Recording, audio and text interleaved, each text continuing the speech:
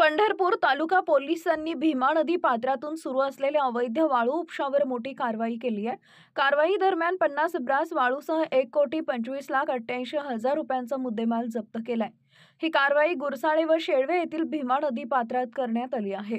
गुरसाळे व शेळवे तालुका पंढरपूर इथं भीमा नदी पात्रातून अवैध वाळू उपसा व वाहतूक सुरू असल्याची माहिती पोलिसांना मिळाली होती। त्या माहितीच्या आधारे पंढरपूर तालुका पोलिसांनी दोनही ठिकाणी एकाच वेळी छापा टाकला असता जेसीबीच्या सहाय्याने वाळू उपसा सुरू असल्याचं आढळून आलं आहे। गुरसाळे येथील कारवाईत 58,80,000 तर शेळवेत 67,08,000 रुपये असा एकूण 1,25,88,000चा मुद्देमाल जप्त करण्यात आलाय।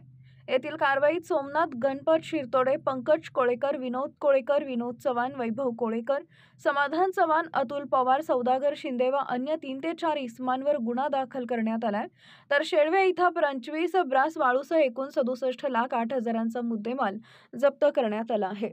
येथील कारवाईमध्ये विकास बागल, तुकाराम गाजरे, बापू नागटिळक, तानाजी पवार व इतर 3 ते 4 इसमांवर गुन्हा दाखल करण्यात आला आहे।